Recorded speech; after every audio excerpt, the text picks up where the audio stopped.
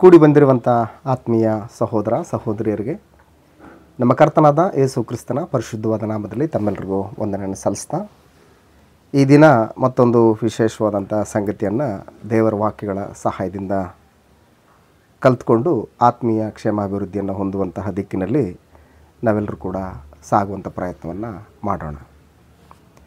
ಕರ್ತನಲ್ಲಿ ಪ್ರಿಯರೇ, ಈ ಭೂಮಿ ಮೇಲಿರ್ತಕ್ಕಂತಹ ಪ್ರತಿಯೊಬ್ಬ ಮನುಷ್ಯನೂ ಕೂಡ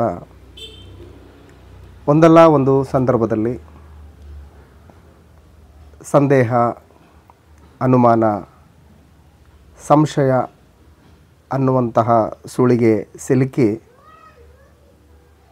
ತನ್ನನ್ನು ತಾನು ಮನೋವೇದನೆಯಿಂದ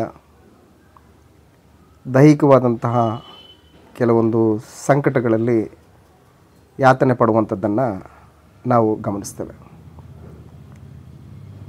ಆದರೆ ದೇವರಲ್ಲಿ ಸಂದೇಹ ಮತ್ತು ಅನುಮಾನ ಶಿಷ್ಯರಿಗೆ ಇರುವಂಥದ್ದು ಅದು ತಕ್ಕದ್ದೇನಾ? ಲೋಕದಲ್ಲಿ ಬಿಡಿ, ಸಂದೇಹ ಅನುಮಾನ ಅನ್ನುವಂಥದ್ದು ದೇವರ ವಿಷಯದಲ್ಲಾಗಲಿ ಅಥವಾ ಕ್ರೈಸ್ತ ವಿಶ್ವಾಸ ಸಂಬಂಧದಲ್ಲಾಗಲಿ ಇರ್ತಕ್ಕಂಥದ್ದು ಅದು ಸಹಜನೇ. ಆದರೆ ದೇವರಲ್ಲಿ ಸಂದೇಹ ಅಂತಕ್ಕಂಥದ್ದು, ಅನುಮಾನ ಅಂತಕ್ಕಂಥದ್ದು ಶಿಷ್ಯರಿಗೆ ಅದು ತಕ್ಕದ್ದೇನಾ? ಶಿಷ್ಯರಿಗೆ ಆ ಅನುಮಾನ, ಸಂದೇಹ ಅಂತಕ್ಕಂಥದ್ದು ಇರುವಂಥದ್ದು ಅದು ಒಳ್ಳೆಯದೇನಾ ಅನ್ನುವಂಥದ್ದನ್ನು ಒಂದು ಸಾರಿ ಗಮನಿಸಿದ್ರೆ, ಇಷ್ಟಕ್ಕೂ ಶಿಷ್ಯರು ಅಂದರೆ ಯಾರು ಅನ್ನುವಂಥದ್ದನ್ನು ಒಂದು ಸಾರಿ ನಾವು ಗಮನಿಸುವಂಥ ಪ್ರಯತ್ನವನ್ನು ಮಾಡೋಣ.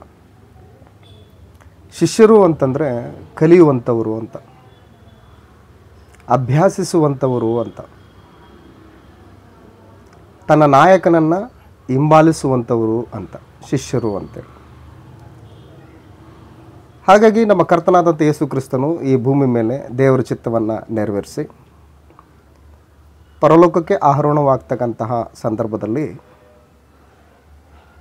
ತಾನು ಶಿಷ್ಯರಲ್ಲಿ ಆರಿಸಿಕೊಂಡಿದ್ದಂತಹ ಅಪೋಸ್ತಲರನ್ನು ಮತ್ತು ಉಳಿದ ಅನೇಕ ಶಿಷ್ಯರ ಜೊತೆ ಆತನು ಮಾತಾಡ್ತಕ್ಕಂಥ ಸಂದರ್ಭದಲ್ಲಿ ಒಂದು ದೊಡ್ಡ ಆಜ್ಞೆಯನ್ನು, ಗ್ರೇಟ್ ಕಮಿಷನನ್ನು ಕೊಡುವಂಥದ್ದನ್ನು ನಾವು ಗಮನಿಸ್ತೇವೆ.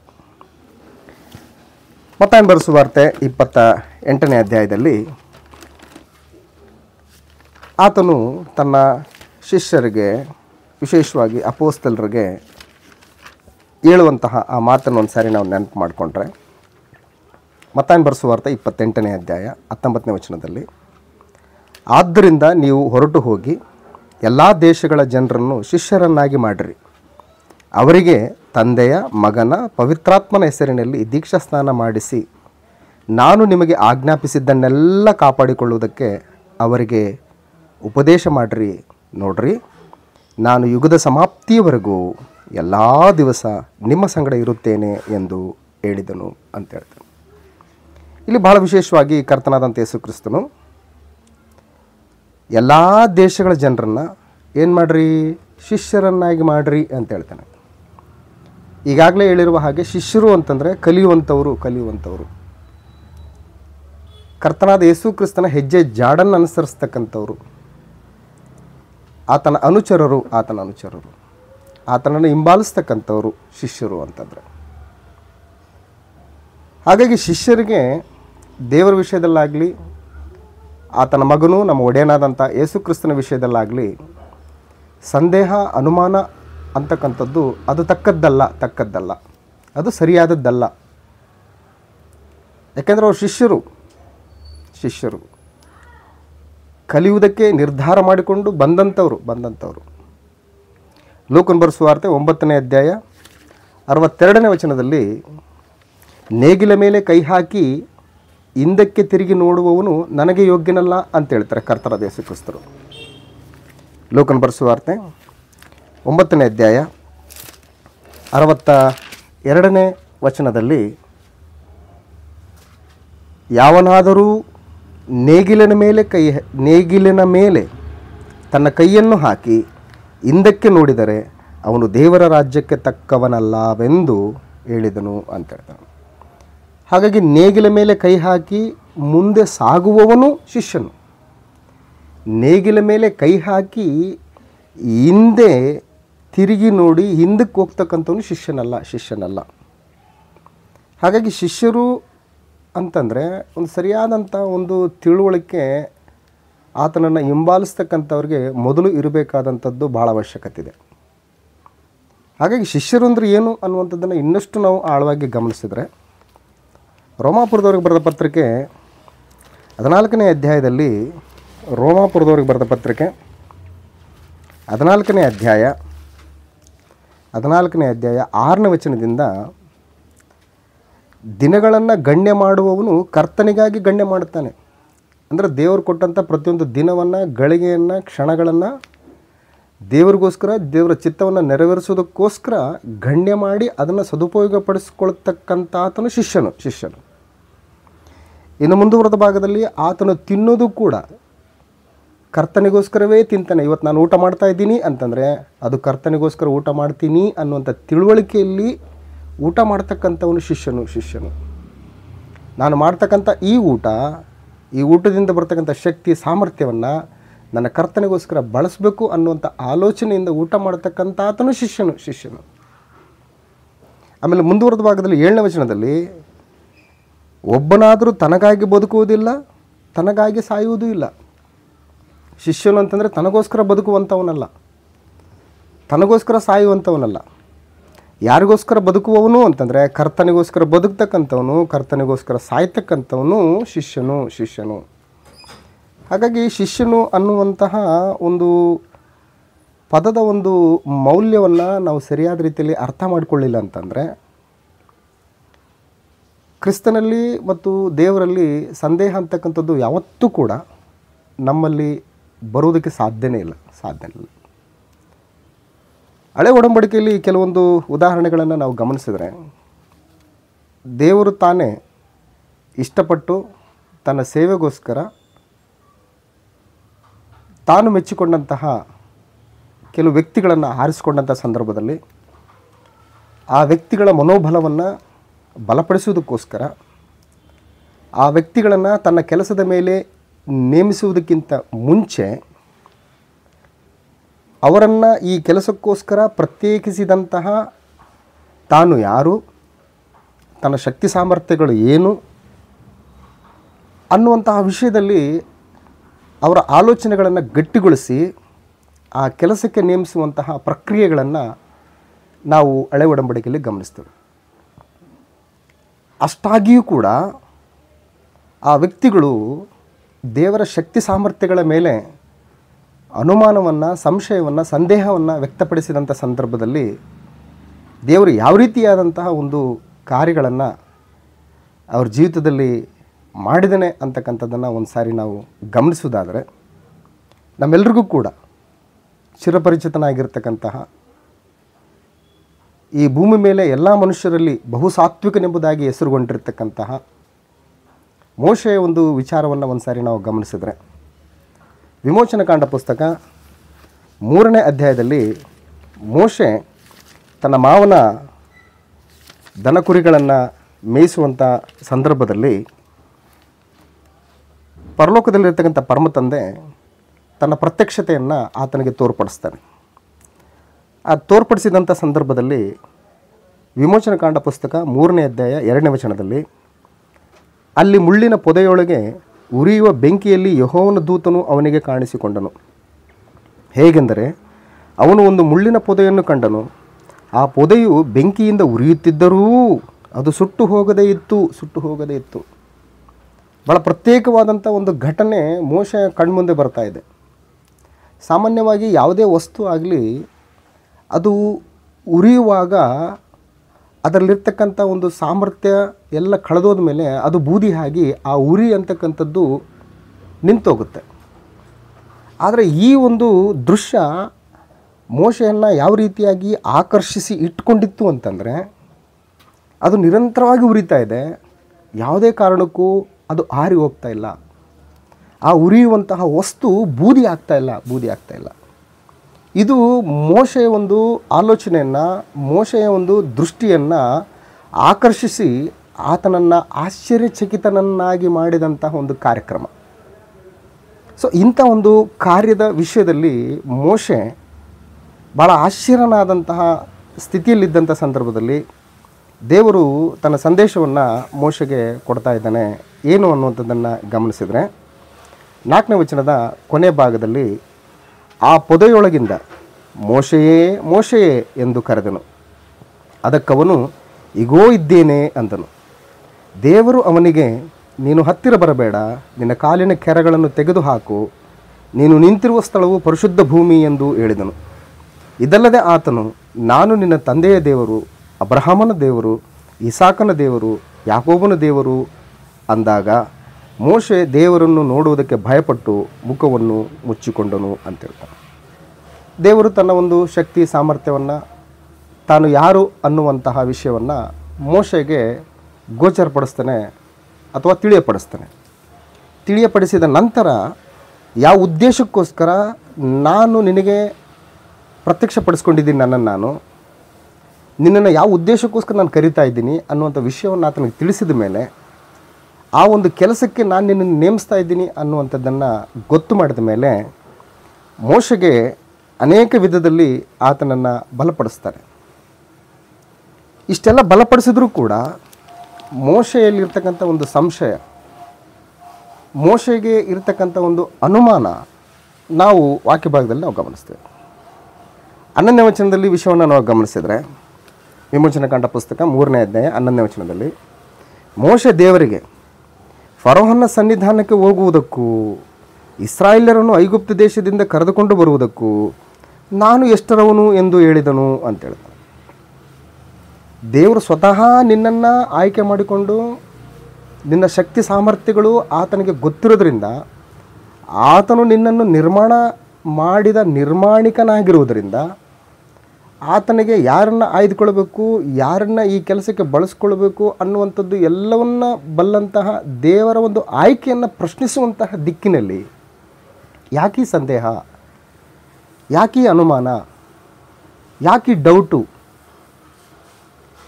ಆದರೂ ಕೂಡ ಪರಲೋಕದಲ್ಲಿರ್ತಕ್ಕಂಥ ಪರಮ ತಂದೆ ಆತನ ಈ ಅನುಮಾನವನ್ನು ಆತನು ಗಂಭೀರವಾಗಿ ಸೀರಿಯಸ್ ಆಗಿ ತಗೊಳ್ಳದೆ ಆತನ ಅನುಮಾನವನ್ನು ಪರಿಹರಿಸುವಂಥ ದಿಕ್ಕಿನಲ್ಲಿ ಆತನ ಕಾರ್ಯಕ್ರಮಗಳನ್ನು ನಡೆಸ್ತಾ ಇದ್ದನು. ಆಗ ಮುಂದಕ್ಕೆ ತಾನು ಯಾರು ಅನ್ನುವಂಥದ್ದನ್ನು ಆತನು ಹೇಳುವಂತಹ ದಿಕ್ಕಿನಲ್ಲಿ ಮುಂದಕ್ಕೆ ಸಾಗ್ತಾ ಇರಬೇಕಾದ್ರೆ 14ನೇ ವಚನದಲ್ಲಿ, ನಾನು ಫರೋಹನ ಮುಂದೆ ಹೋಗಿ ನನ್ನನ್ನು ನಿನ್ನ ಬಳಿಗೆ ಕಳುಹಿಸಿದಂಥವ್ರು ಯಾರು ಅಂತೇಳಿ ಆತನು ಕೇಳಿದ್ರೆ ನಾನು ಏನು ಹೇಳಲಿ ಅನ್ನುವಂಥದ್ದನ್ನು ಆ ಪ್ರಶ್ನೆಗೆ ಉತ್ತರವಾಗಿ ದೇವರು ತಾನೇ ಉತ್ತರ ಕೊಡ್ತಾ ಇದ್ದಾನೆ. ಇರುವಾತನೇ ಆಗಿದ್ದೇನೆ, ನೀನು ಇಸ್ರಾಯೇಲ್ಯರಿಗೆ ಇರುವಾತನೆಂಬುವನು ನನ್ನನ್ನು ನಿಮ್ಮ ಬಳಿಗೆ ಕಳುಹಿಸಿದನು ಎಂದು ಹೇಳಬೇಕು ಅಂತ ಹೇಳ್ತಾನೆ. ಆ ಕಡೆ ಫರೋಹನಿಗೂ ಹೇಳು, ಮತ್ತು ಈ ಕಡೆ ನನ್ನ ಪ್ರಜೆಗಳಾದಂಥ ಇಸ್ರಾಯೇಲ್ರಿಗೂ ಕೂಡ ಹೇಳು, ನಾನು ಯಾರಿಂದ ಕಳುಹಿಸಲ್ಪಡ್ತಾ ಇದ್ದೀನಿ, ನನ್ನನ್ನು ಕಳಿಸಿದ ಆತನ ಯಾರು ಅನ್ನುವಂಥದ್ದನ್ನು ನೀನು ಹೇಳು ಎಂಬುದಾಗಿ ದೇವರು ಮೋಶೆಗೆ ಉತ್ತರವನ್ನು ಕೊಟ್ಟದ್ದನ್ನು ನಾವು ಗಮನಿಸ್ತೇವೆ. ಇಷ್ಟಾದರೂ ಕೂಡ ಆತನು ಏನು ಮಾಡ್ತಾನೆ ಅನ್ನುವಂಥದ್ದನ್ನು ನಾವು ಗಮನಿಸ್ತಾ ಮುಂದಕ್ಕೆ ಹೋದರೆ 4ನೇ ಅಧ್ಯಾಯದಲ್ಲಿ ವಿಷಯವನ್ನು ಗಮನಿಸೋಣ. ವಿಮೋಚನಕಾಂಡ ಪುಸ್ತಕ 4ನೇ ಅಧ್ಯಾಯ 10ನೇ ವಚನದಲ್ಲಿ, ಆದರೆ ಮೋಶೆ ಯೆಹೋವನಿಗೆ, ಸ್ವಾಮಿ, ನಾನು ಮೊದಲಿನಿಂದಲೂ ನೀನು ದಾಸನ ಸಂಗಡ ಮಾತಾಡಿದ ಮೇಲೆಯೂ ವಾಕ್ಚಾತುರ್ಯವಿಲ್ಲದವನು, ನನ್ನ ಮಾತು ನಾಲಿಗೆಯೂ ಮಂದವಾಗಿವೆ ಎಂದು ಹೇಳಲು ಯೆಹೋವನು ಅವನಿಗೆ, ನೆವಗಳು. ಈ ನೆವಗಳು ಏನಕ್ಕೆ ಬರ್ತವೆ? ಸಂದೇಹ, ಅನುಮಾನ. ಇದು ದೇವರ ಭಕ್ತರಲ್ಲಿ, ದೇವರನ್ನು ನಂಬಿದಂತಹ ವಿಶ್ವಾಸಿಗಳಲ್ಲಿ ಈ ಲಕ್ಷಣಗಳು ಇರಬಾರ್ದು ಯಾವುದೇ ಕಾರಣಕ್ಕೂ ಕೂಡ. ಆತನ ಶಕ್ತಿ ಸಾಮರ್ಥ್ಯಗಳ ಮೇಲೆ ಸಂದೇಹ ಅನ್ನುವಂಥದ್ದು ಯಾವುದೇ ಕಾರಣಕ್ಕೂ ಬರಬಾರ್ದು.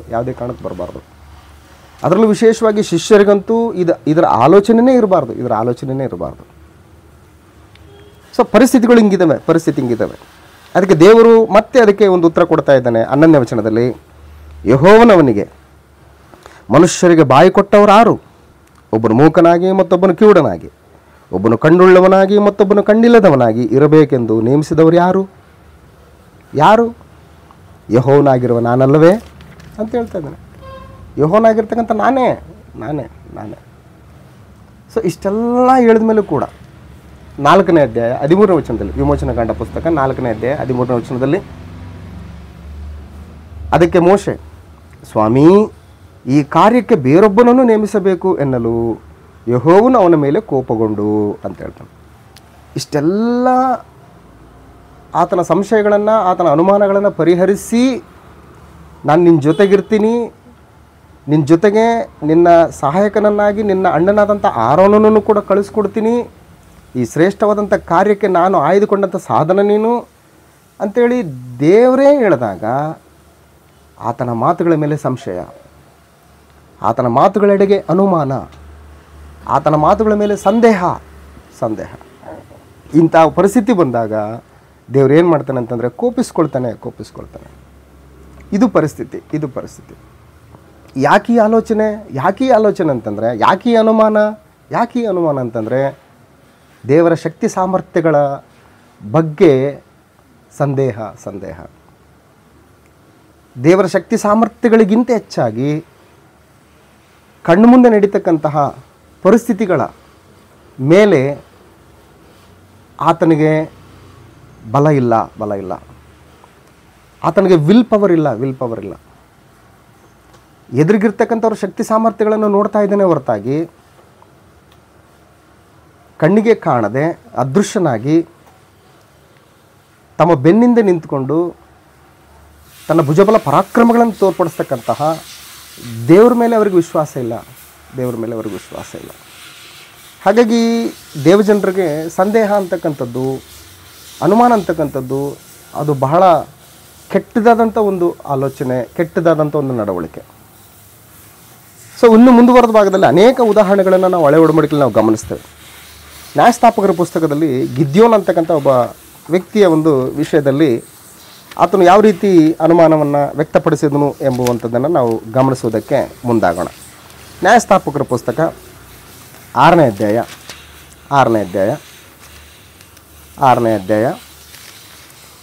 36ನೇ ವಚನದಿಂದ ಗಮನಿಸಿದರೆ, ಮತ್ತು ಗಿದ್ಯೋನನು ದೇವರಿಗೆ, ನೀನು ಹೇಳಿದಂತೆ ಇಸ್ರಾಯೇಲ್ಯರನ್ನು ನನ್ನ ಮೂಲಕವಾಗಿ ರಕ್ಷಿಸುವಿಯೋ ಇಲ್ಲವೋ ಎಂಬುದನ್ನು ತಿಳಿಯಪಡಿಸು. ದೇವರು ಹೇಳಿದ್ದಾನೆ, ನಾನು ನಿನ್ನನ್ನು ನನ್ನ ಪ್ರಜೆಗಳ ರಕ್ಷಣೆಗೋಸ್ಕರ ನಾನು ನೇಮಿಸಿದ್ದೀನಿ, ರಕ್ಷಕನನ್ನಾಗಿ ನಿನ್ನನ್ನು ನಾನು ಎಬ್ಬಿಸಿದ್ದೀನಿ. ಸೊ ಹಾಗಾಗಿ ನೀನು ಈ ಕಾರ್ಯಕ್ಕೆ ಮುಂದಾಗು ಅನ್ನುವಂಥ ದೈವಿಕ ಸಂದೇಶಕ್ಕೆ ವಿಧೇಯನಾಗದೆ ಸಂದೇಶವನ್ನು ಅನುಮಾನಿಸುವಂತಹ ದಿಕ್ಕಿನಲ್ಲಿ ಮನುಷ್ಯನ ಆಲೋಚನೆಗಳು ಸಾಗ್ತಾ ಇದ್ದಾವೆ. ದೇವರು ನನ್ನನ್ನು ಈ ಕಾರ್ಯಕ್ಕೆ ನೇಮಿಸಿದನೋ ಇಲ್ಲವೋ ಅನ್ನುವಂಥದ್ದನ್ನು ಒಂದು ಸೂಚಕ ಕ್ರಿಯೆ, ಅದ್ಭುತ ಕ್ರಿಯೆಗಳ ಮುಖಾಂತರ ಅದನ್ನು ಸಮರ್ಥಿಸಿಕೊಳ್ಳುವಂತಹ ದಿಕ್ಕಿನಲ್ಲಿ ಆಲೋಚನೆಗಳು ಮುಂದಾಗ್ತಾ ಇದ್ದಾವೆ. ಆಗ 37ನೇ ವಚನದಲ್ಲಿ ನ್ಯಾಯಸ್ಥಾಪಕರ ಪುಸ್ತಕ 6ನೇ ಅಧ್ಯಾಯ 37ನೇ ವಚನದಲ್ಲಿ, ಇಗೋ, ನಾನು ಕಣದಲ್ಲಿ ಕುರಿಯ ತುಪ್ಪಟವನ್ನು ಇಡುತ್ತೇನೆ, ಅದರಲ್ಲಿ ಮಾತ್ರ ಮಂಜು ಬಿದ್ದು ನೆಲವೆಲ್ಲ ಒಣಗಿದ್ದರೆ ನೀನು ಹೇಳಿದಂತೆಯೇ ಇಸ್ರಾಯೇಲ್ಯರನ್ನು ನನ್ನ ಮೂಲಕವಾಗಿ ರಕ್ಷಿಸುವಿ ಎಂದು ತಿಳಿಯುವೆನು ಎಂಬುದಾಗಿ ವಿಜ್ಞಾಪಿಸಿದನು. ಪರೀಕ್ಷೆ ಏನು ಅನ್ನುವಂಥದ್ದನ್ನು ಸ್ವತಃ ಗಿದ್ಯೋನೇ ಮುಂದಿಡ್ತಾ ಇದ್ದಾನೆ. ಸೊ ಇದು ಹಿಂಗಾದರೆ ನಾನು ಒಪ್ತೀನಿ, ಇದು ಹಿಂಗಾಗಲಿಲ್ಲ ಅಂತಂದರೆ ನಾನು ಇದನ್ನು ಒಪ್ಪೋದಿಲ್ಲ ಅನ್ನುವಂಥ ನಿರ್ಧಾರವನ್ನು ತಾನೇ ದೇವ್ರ ಮುಂದೆ ಇಡ್ತಾನೆ.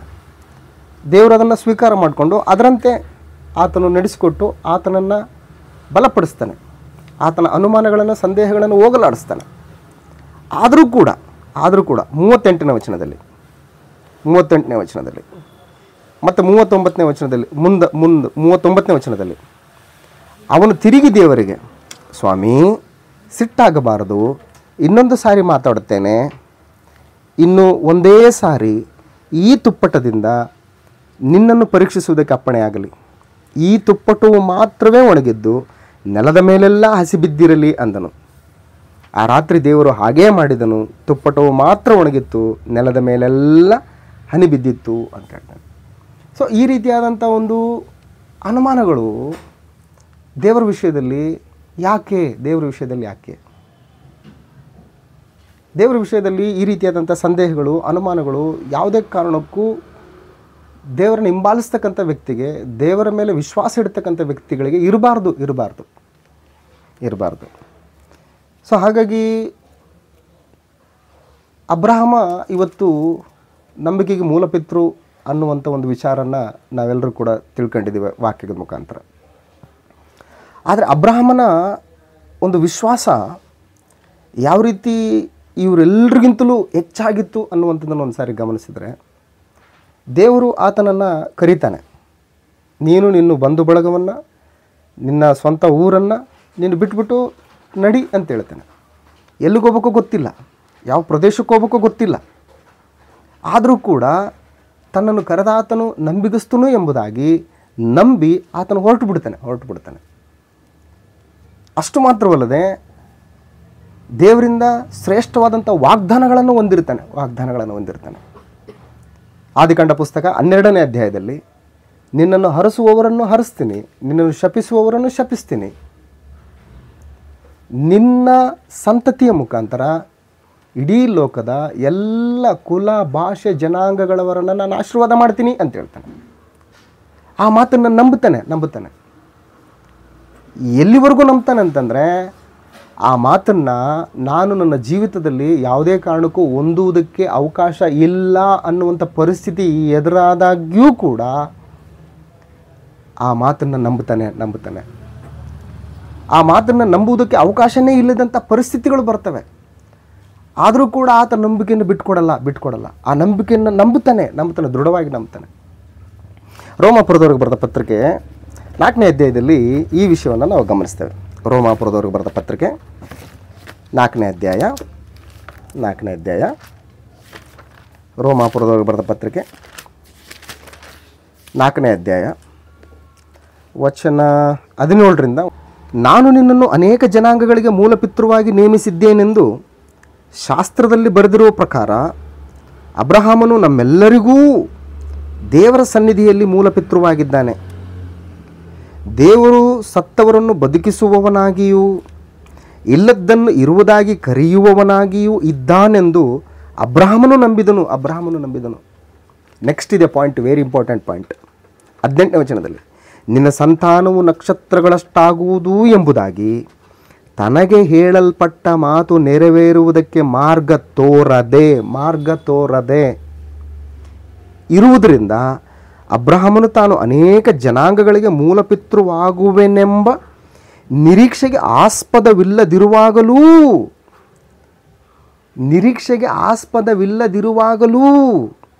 ಏನು ಮಾಡ್ತಾ ಇದ್ದಾನೆ? ನಿರೀಕ್ಷಿಸಿ ನಂಬಿದನು. ದೇವರ ಶ್ರೇಷ್ಠವಾದಂಥ ವಾಗ್ದಾನಗಳನ್ನು ಹೊಂದುವುದಕ್ಕೆ ನಿರೀಕ್ಷೆನೇ ಇಲ್ಲ ಅನ್ನುವಂಥ ಪರಿಸ್ಥಿತಿಗಳಿದ್ದರೂ ಕೂಡ, ಏನ ನಿರೀಕ್ಷೆ ಇಲ್ಲದಂಥ ಪರಿಸ್ಥಿತಿಗಳು ಅಂತಂದರೆ, ಈಗಾಗಲೇ ಅಬ್ರಹಾಮನು 100 ವರ್ಷದವನಾಗಿದ್ದಾನೆ. ಆತನ ದೇಹ ಮೃತ್ಯುಪ್ರಾಯ ಅಂತಂದರೆ ಸಾಯುವುದಕ್ಕೆ ಹೇಳಿಸಿದಂಥ ಪ್ರಾಯ ಆಗಿದೆ. ಇನ್ನು ಆತನ ಹೆಂಡತಿಯಾದಂಥ ಸಾರಳಿಗೆ ಗರ್ಭಕಾಲ ಕಳೆದು ಹೋಗಿದೆ. ಆಕೆಯ ಒಂದು ಗರ್ಭಚೀಲ ಅದು ಬತ್ತಿ ಹೋಗಿದೆ. ವಾಗ್ದಾನವನ್ನು ಹೊಂದುವುದಕ್ಕೆ ಯಾವುದೇ ರೀತಿಯಾದಂಥ ನಿರೀಕ್ಷೆಗಳಿಲ್ಲದಂಥ ಪರಿಸ್ಥಿತಿಗಳು ಇದ್ದರೂ ಕೂಡ ಅಬ್ರಹಾಮನ್ ಏನು ಮಾಡ್ತಾ ಇದ್ದಾನೆ ಅಂತಂದರೆ, ನಂಬುತ್ತಾ ಇದ್ದಾನೆ. ನಾನಪ್ಪ ನಂಬಿಗಸ್ತನಾದರೂ ಕೂಡ ನನ್ನನ್ನು ಕರೆದಾತನು ನಂಬಿಗಸ್ತನು ಅಂತ ಹೇಳ್ತಾ ಇದ್ದಾನೆ. ಹಾಗಾಗಿ ದೇವರ ಪ್ರಜೆಗಳಿಗೆ, ದೇವರನ್ನು ನಂಬುವಂತಹ ವಿಶ್ವಾಸಿಗಳಿಗೆ ಪರಿಸ್ಥಿತಿಗಳು ಎಷ್ಟೇ ನಮಗೆ ಪ್ರತಿಕೂಲವಾಗಿದ್ದರೂ ಕೂಡ, ಪರಿಸ್ಥಿತಿಗಳು ನಮಗೆ ಎಷ್ಟೇ ಅಗೆನೆಸ್ಟ್ ಆಗಿದ್ದರೂ ಕೂಡ, ನನ್ನನ್ನು ಕರೆದಾತನು ನಂಬಿಗಸ್ತನು, ನಾನು ಅಪನಂಬಿಗಸ್ತನಾದರೂ ಕೂಡ ನನ್ನನ್ನು ಕರೆದಾತನು ನಂಬಿಗಸ್ತನು ಎಂಬುದಾಗಿ ನಂಬುವಂಥದ್ದು ಅವಶ್ಯ ಇದೆ. ಅದನ್ನು ಅನೇಕ ಭಕ್ತರು, ವಿಶ್ವಾಸಿಗಳು ಇವತ್ತು ನಮಗೆ ಮಾದರಿಯನ್ನು ತೋರಿಸ್ಕೊಟ್ಟು ಹೋಗಿದ್ದಾರೆ. ಅದೇ ಪ್ರಕಾರ ದೇವರು ಅವರನ್ನು ನೇಮಿಸಿದಂಥ ಕೆಲಸಕ್ಕೆ ಸ್ವತಃ ದೇವರೇ ಮುಂದೆ ನಿಂತುಕೊಂಡು ಕಾರ್ಯಕ್ರಮ ನಡೆಸಿದರೂ ಕೂಡ ನಂಬದೇ ಅನುಮಾನವನ್ನು ವ್ಯಕ್ತಪಡಿಸಿದಂಥ ಪ್ರಜೆಗಳು ಕೂಡ ಗ್ರಂಥದಲ್ಲಿ ನಾವು ಗಮನಿಸ್ತೇವೆ. ಆದರೆ ಶಿಷ್ಯರಾಗಿರ್ತಕ್ಕಂಥ ನಮ್ಮಗಳಿಗೆ ಕರ್ತನಾದ ಯೇಸು ಕ್ರಿಸ್ತನನ್ನು ಹಿಂಬಾಲಿಸುವುದಕ್ಕೆ, ತಮ್ಮ ತನು ಮನ ಧನಗಳನ್ನು ಕರ್ತನಿಗೆ ಒಪ್ಪಿಸುವುದಕ್ಕೆ ಸಿದ್ಧರಾಗಿ ಬಂದಿರತಕ್ಕಂಥ ಶಿಷ್ಯರಿಗೆ ಇಂಥ ಅವಿಶ್ವಾಸದಿಂದ ಕೂಡಿದಂತಹ ಅನುಮಾನ, ಸಂದೇಹಗಳಂತಕ್ಕಂಥದ್ದು ಯಾವುದೇ ಕಾರಣಕ್ಕಿರಬಾರ್ದು. ಇನ್ನೊಂದು ವಿಶೇಷವಾದಂಥ ಒಂದು ಸಂದರ್ಭವನ್ನು ನಾವು ಹಳೆಯ ಒಡಂಬಡಿಕೆಯಲ್ಲಿ ಗಮನಿಸೋಣ. ಎರಡನೇ ಅರಸುಗಳ ಪುಸ್ತಕದಲ್ಲಿ ಆರಾಮ್ಯರ ಅರಸನಾದಂತಹ ಬೆನ್ಹದದನು ಸಮಾರ್ಯಕ್ಕೆ ಮುತ್ತಿಗೆಯನ್ನು ಹಾಕ್ತಾನೆ. ಆ ಮುತ್ತಿಗೆಯನ್ನು ಹಾಕುವಂಥ ಸಂದರ್ಭದಲ್ಲಿ ಘೋರವಾದಂಥ ಬರಗಾಲ ಇರ್ತದೆ. ಅಲ್ಲಿ ಘೋರವಾದಂಥ ಬರಗಾಲ. ಆ ಬರಗಾಲದ ಒಂದು ತೀವ್ರತೆ ಎಷ್ಟಿತ್ತು ಅಂತಂದರೆ, ಒಬ್ಬ ಸ್ತ್ರೀ ಅಂದರೆ ಇನ್ನೊಬ್ಬ ಸ್ತ್ರೀಗೆ ಹೇಳ್ತಾಳೆ, ನನಗೆ ನಿನ್ನ ಮಗನನ್ನು ತೆಗೆದುಕೊಂಡು ಬಾ, ನಾವು ಈ ಹೊತ್ತು ಅವನನ್ನು ತಿಂದು ಬಿಡೋಣ, ನಾಳೆ ನನ್ನ ಮಗನನ್ನು ತಿನ್ನೋಣ ಎಂದು ಹೇಳಿದ್ದರಿಂದ ನಾವಿಬ್ಬರೂ ನನ್ನ ಮಗನನ್ನು ಕೊಂದು ಬೇಯಿಸಿ ತಿಂದು ಬಿಟ್ಟೆವು. ಅಂದರೆ ನಡೆದಂಥ ಘಟನೆ ಇದು. ಆ ಘೋರವಾದಂತಹ ಬರ, ಆ ಬರದಲ್ಲಿ ಮನುಷ್ಯ ಬದುಕಬೇಕು ಅಂತಂದರೆ ಆಹಾರ ಮುಖ್ಯ ಇದೆ. ಹೊರಗಡೆ ಹೋಗಿ ಏನಾದರೂ ಆಹಾರ ಪದಾರ್ಥಗಳನ್ನು ಸಂಪಾದಿಸಿಕೊಂಡು ಬಂದು ಊಟ ಮಾಡಬೇಕು ಅಂತಂದರೆ ಸುತ್ತಲೂ ಕೂಡ ಆರಾಮ್ಯರ ಅರಸನಾದಂತಹ ಬೆನ್ಹದದನ ಸೈನ್ಯ ಮುತ್ತಿಗೆ ಹಾಕಿದೆ. ಒಳಗಡೆಯಿಂದ ಯಾರೂ ಕೂಡ ಹೊರಗಡೆ ಹೋಗೋಗಿಲ್ಲ, ಹೊರಗಡೆಯಿಂದ ಯಾರೂ ಕೂಡ ಸಮಾರ್ಯ ಪಟ್ಟಣದೊಳಗೆ ಬರೋ ಹಾಗಿಲ್ಲ. ಇದು ಮುತ್ತಿಗೆ. ಇಂಥ ಪರಿಸ್ಥಿತಿಯಲ್ಲಿ ಆ ಬರದ ಒಂದು ತೀವ್ರತೆಯನ್ನು ಯಾವ ಮಟ್ಟಿಗಿದೆ ಅಂತಂದರೆ, ತಾನು ಹೆತ್ತ ಮಗುವನ್ನೇ ತಮ್ಮ ಹಸಿವನ್ನು ನೀಗಿಸಿಕೊಳ್ಳುವುದಕ್ಕೆ ಬೇಯಿಸಿಕೊಂಡು ತಿನ್ನುವಂಥ ಪರಿಸ್ಥಿತಿ. ಇಂಥ ಪರಿಸ್ಥಿತಿಯನ್ನು, ಇಂಥ ಒಂದು ಘಟನೆಯನ್ನು ಕೇಳಿದಂತಹ ಅರಸನು ದೇವರಿಗೆ ಮೊರೆ ಇಡ್ತಾನೆ. 30ನೇ ವಚನದಲ್ಲಿ ಆ ಸ್ತ್ರೀ ಮಾತನ್ನು ಕೇಳಿದೊಡನೆ ತನ್ನ ಬಟ್ಟೆಗಳನ್ನು ಹರಿದುಕೊಂಡನು ಅಂತ ಹೇಳ್ತಾನೆ. ತನ್ನ ಬಟ್ಟೆಗಳನ್ನು ಹರಿದುಕೊಂಡು, ಏನಿದು ಪರಿಸ್ಥಿತಿ, ಇದು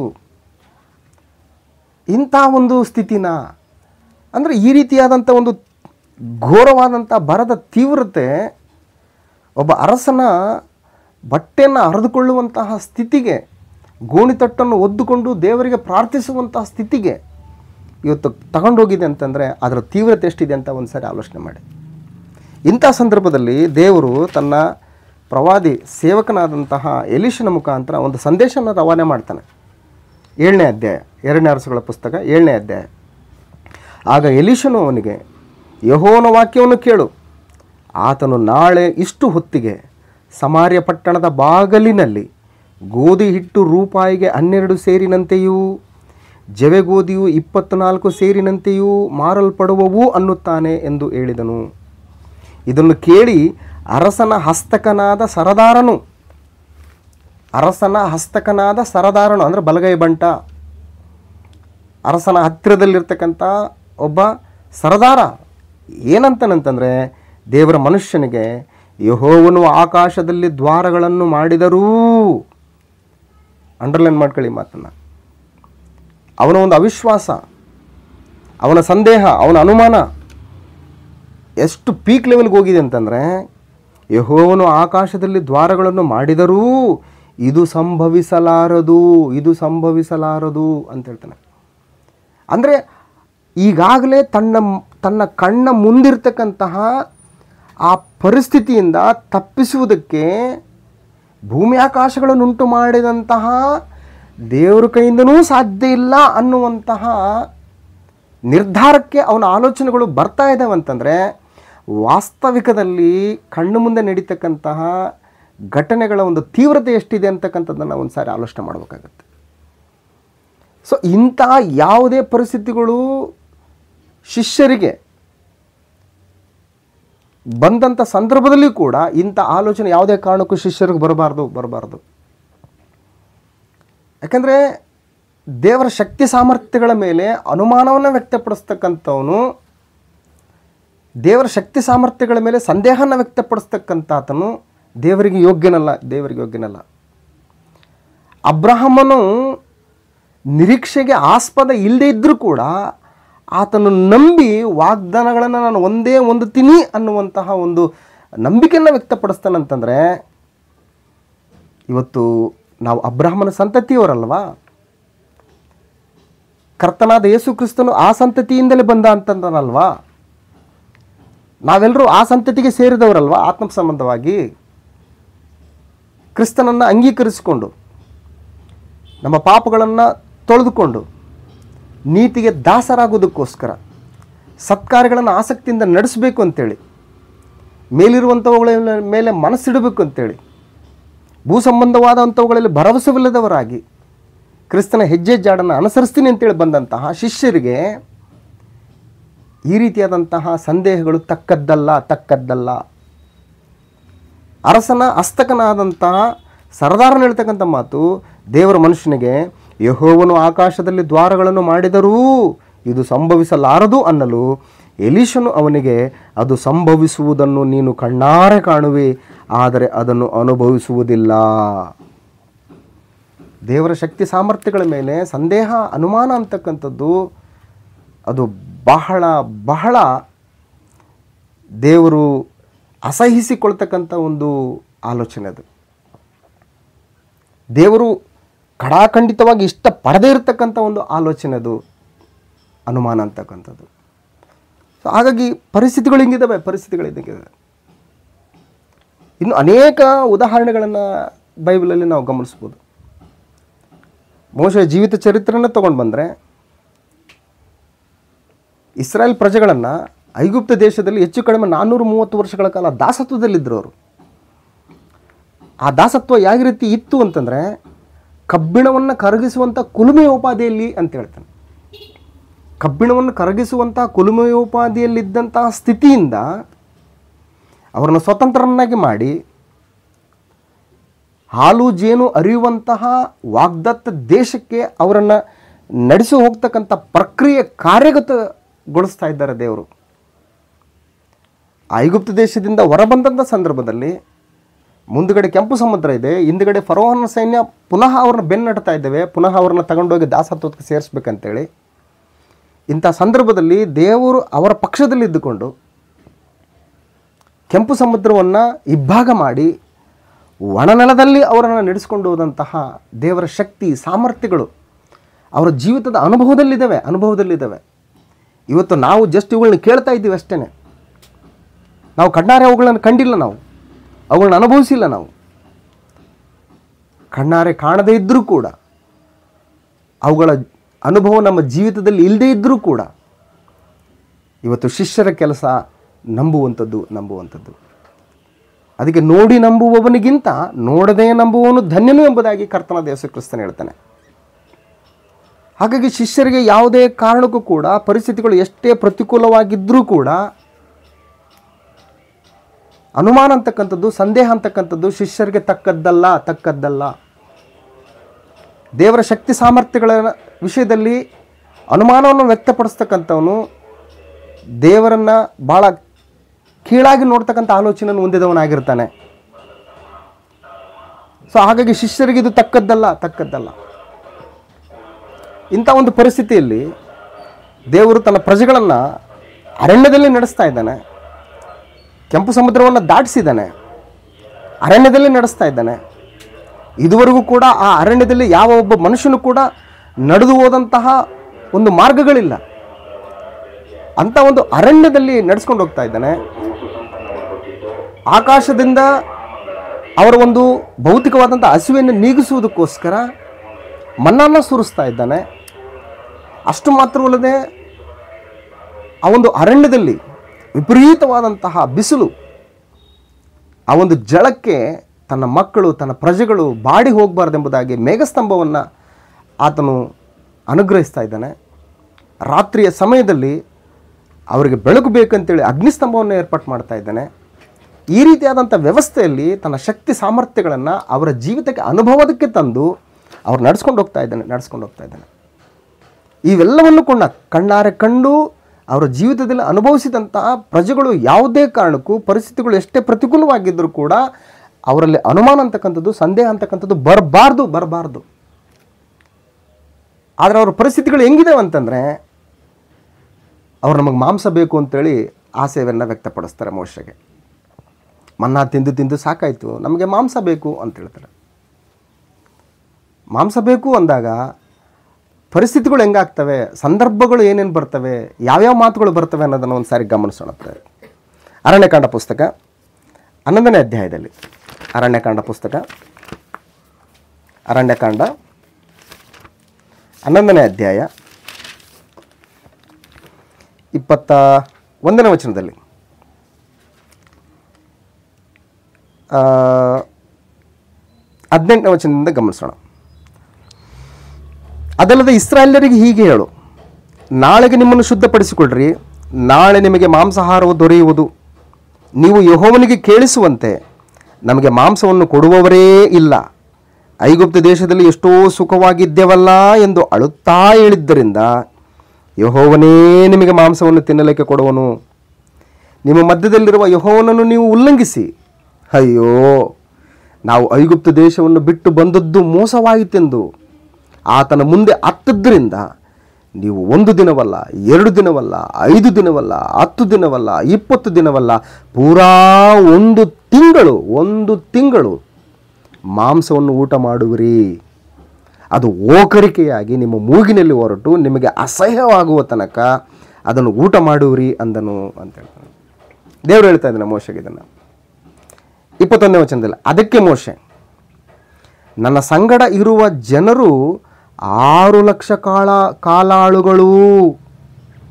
ಆದಾಗ್ಯೂ ನೀನು ಇವರು ಪೂರಾ 1 ತಿಂಗಳು ತಿನ್ನುವಷ್ಟು ಮಾಂಸವನ್ನು ಕೊಡುತ್ತೇನೆ ಎಂದು ಹೇಳಿದ್ದೀ. ಅಂದರೆ ಮೋಶೆಯು ಕೂಡ ಏನು ಮಾಡ್ತಾ ಇದ್ದಾನೆ? ಒಂದು ಗಾದೆ ಮಾತು ಹೇಳ್ತಾರಲ್ಲ, ಸಹವಾಸದಿಂದ ಸನ್ಯಾಸಿ ಕೆಟ್ಟ ಅಂತೇಳಿ. ಇವ್ರ ಗುಂಪಲ್ಲಿದ್ದಾನೆ, ಅವಿಶ್ವಾಸಿಗಳ ಮಧ್ಯದಲ್ಲಿ ಆತನ ಜೀವಿತವನ್ನು ಸಾಗಿಸ್ತಾ ಇದ್ದಾನೆ. ಈತನಿಗಾದರೂ ಆಲೋಚನೆ ಬರಬೇಕಾಗಿತ್ತಲ್ಲ ಮೋಶೆಗೆ. ದೇವರಿಗೆ ಕೇಳ್ತಾ ಇದ್ದಾನೆ. ಅದಕ್ಕೆ ಮೋಶೆ, ನನ್ನ ಸಂಗಡ ಇರುವ ಜನರು 6 ಲಕ್ಷ ಕಾಲಾಳುಗಳು. ಅಂದರೆ ದೇವರ ಶಕ್ತಿ ಸಾಮರ್ಥ್ಯಗಳ ಮೇಲೆ ಕೌಂಟ್ರು ಈತ. ದೇವರೇ ನೀನೇನು ಕೊಡ್ತೀನಿ ಅಂತ ಹೇಳಿದ್ದಿ, 1 ತಿಂಗಳು ಪೂರ್ತಿ, 10 ದಿನ ಅಲ್ಲ, 20 ದಿನ ಅಲ್ಲ, 1 ವಾರ ಅಲ್ಲ, ಪೂರ್ತಿ 1 ತಿಂಗಳು ಕೊಡ್ತೀನಿ ಅಂತ ಹೇಳಿದ್ದೆ. ಓಕೆ ಗುಡ್, ಸ್ವಲ್ಪ ಆಲೋಚನೆ ಮಾಡು ನೀನು. ನನ್ನ ಜೊತೆ ಇರ್ತಕ್ಕಂಥವ್ರು ಬರೀ ಕಾಲಾಳುಗಳೇ 6 ಲಕ್ಷ, ಬರೀ ಕಾಲಿಂದ ನಡೀತಕ್ಕಂಥವ್ರು 6 ಲಕ್ಷ ಇದ್ದಾರೆ. ಇನ್ನೂ ಹೆಣ್ಮಕ್ಳಿಲ್ಲ, ಕೌಂಟಿಗಿಲ್ಲ, ಚಿಕ್ಕ ಮಕ್ಕಳು ಕೌಂಟಿಗಿಲ್ಲ, ವೃದ್ಧರು ಕೌಂಟಿಗಿಲ್ಲ. ಸೊ ಯೋಚನೆ ಮಾಡು ನೀನು ಅನ್ನುವಂಥ ರೀತಿಯಲ್ಲಿ ಮಾತಿದೆ. ಆದಾಗ್ಯೂ ನೀನು ಇವರು ಪೂರಾ 1 ತಿಂಗಳು ತಿನ್ನುವಷ್ಟು ಮಾಂಸವನ್ನು ಕೊಡುತ್ತೇನೆ ಎಂದು ಹೇಳಿದ್ದಿ. ಅವರಿಗೆ ಬೇಕಾದಷ್ಟು ಸಿಕ್ಕುವಂತೆ ನಾವು ಆಡು ಕುರಿಗಳನ್ನು ದನಗಳನ್ನು ಕೊಯ್ಯಬೇಕೆನ್ನುತ್ತೀಯೋ? ಈತನೇ ಆಲೋಚನೆ ಮಾಡ್ತಾ ಇದ್ದಾನೆ. ದೇವರ ಆಲೋಚನೆಗಳೇ ಬೇರೆ, ಮನುಷ್ಯನ ಆಲೋಚನೆಗಳೇ ಬೇರೆ. ಆಕಾಶಕ್ಕೂ ಭೂಮಿಗೆ ಎಷ್ಟು ಅಂತರವೋ ಅಷ್ಟು ಅಜಗಜಾಂತರ ವ್ಯತ್ಯಾಸ ನಿಮ್ಮ ಆಲೋಚನೆಗಳಿಗೂ ನನ್ನ ಆಲೋಚನೆಗಳಿಗೂ ಅಂತ ಹೇಳ್ತಾರೆ ದೇವರು. ಹಾಗಾಗಿ ಮೋಶೆ ತನ್ನ ಆಲೋಚನೆ ವ್ಯಕ್ತಪಡಿಸ್ತಾನೆ. ರೈಟ್, ಮಾಂಸ ಕೊಡ್ತೀನಿ ಅಂತ ಹೇಳಿದ್ದಿ. ಸೊ ಆ ಮಾಂಸನ ನಾವೇ ಏನಾದ್ರು ಪ್ರಿಪೇರ್ ಮಾಡ್ಕೋಬೇಕಾ? ನಮ್ಮಲ್ಲಿರುವಂಥ ದನಗಳನ್ನು ಕೊಯ್ಬೇಕಾ, ಕುರಿಗಳನ್ನು ಕೊಯ್ಬೇಕಾ, ಆಡುಗಳನ್ನು ಕೊಯ್ಬೇಕಂತೀಯಪ್ಪ ಅಂತ ಕೇಳ್ತಾ ಇದ್ದಾರೆ.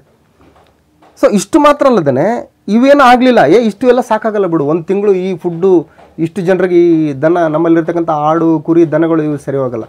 ಬಟ್ ಇನ್ನು ಆಲೋಚನೆ ಎಲ್ಲಿ ಹೋಗ್ತಾ ಇದೆ? ಎಲ್ಲಿ ಹೋಗ್ತಾ ಇದೆ ಅಂತಂದರೆ, ಸಮುದ್ರದಲ್ಲಿರುವ ಎಲ್ಲ ಮೀನುಗಳನ್ನು ಹಿಡ್ಕೊಳ್ಬೇಕು. ಎಲ್ಲ ಮೀನುಗಳು, ಸಮುದ್ರದಲ್ಲಿರ್ತಕ್ಕಂಥ ಎಲ್ಲ ಮೀನುಗಳನ್ನು ಹಿಡ್ಕೋಬೇಕು ಎಂದು ಕೇಳಲಾಗಿ ಯೆಹೋವನು ಅವನಿಗೆ, ಯೆಹೋವನ ಕೈ ಮೋಟುಗೈಯೋ, ನನ್ನ ಮಾತು ನೆರವೇರುತ್ತದೋ ಇಲ್ಲವೋ ಈಗ ನೀನು ನೋಡುವಿ ಎಂದು ಹೇಳಿದನು.